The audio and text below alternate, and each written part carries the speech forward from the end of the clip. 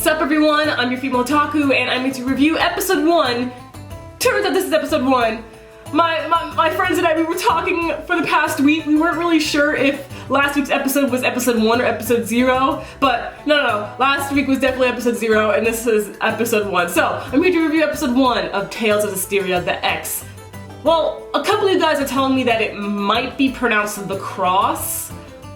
I don't really know, but I'm just gonna call it the X for now, unless I hear that it's most definitely called Tales of Zestiria, the Cross.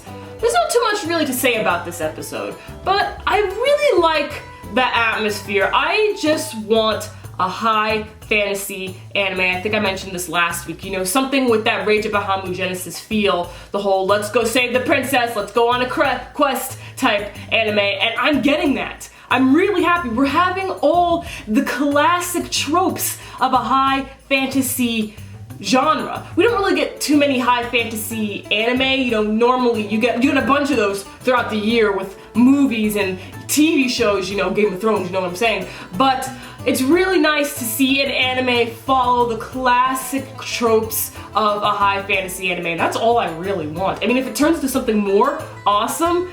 But I really liked this episode because of the tropes where you had the princess, she entered this temple thing. I don't really know what happened with the dragon. Remember last week we saw a dragon coming towards her? We don't know what happened to the dragon, so I guess we're just gonna ignore that. I guess it just vanished. But Alicia, she goes into this temple thing and she doesn't see it, but there's this little familiar, or probably a gatekeeper. You see, at first I thought it was Alicia's familiar, but then I remembered, wait a minute, no, if she had a familiar, we would have seen it last week.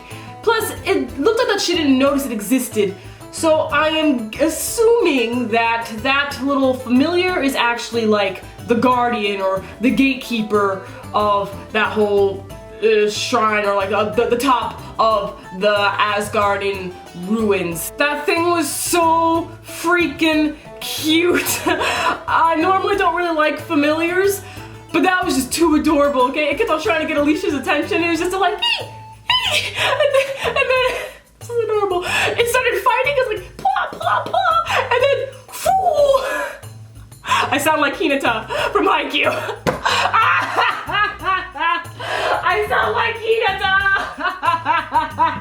I'm sorry, I got off topic. But it used its powers. It was totally adorable. I love that little thing. I hope we see it again. But Alicia then descends into the bottom of the Asgard ruins. Later on, we finally meet our main character, Sorei, and his trusty little sidekick, Mikleo. Mikleo is not a human. I believe Mikleo is a seraphim?